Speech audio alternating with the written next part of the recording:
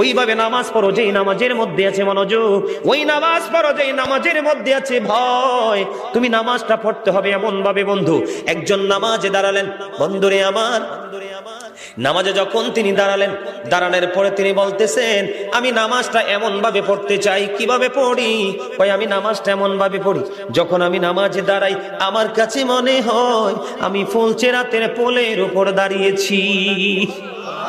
একটু যদি নড়বড় হয় আমি জাহান্নামে নিক্ষিপ্ত হব। তার মানে হলো আমি এতটাই মনোযোগের সাথে নামাজ পড়েছি যেন আমার নামাজটা বিন্দু পরিমাণ কোনো আংশিক ভাবে যেন অগ্রহণযোগ্য বলে আল্লাহর কাছে গৃহীত না হয়।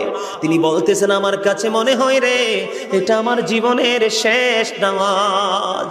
আমি এতটা ভয়, এতটা আতঙ্ক নিয়ে, এতটা তাকওয়া নিয়ে নামাজ পড়ি, আমার কাছে মনে হয় আমার পিছনে যেন আজরাইল দাঁড়িয়ে আছে, ডানে বামে সালাম ফিরাতে দেরি রে, আমার কাছে মনে হয় আমার প্রাণ পাখিটা কেড়ে নিয়ে যাবে। আমি যখন নামাজে দাঁড়াই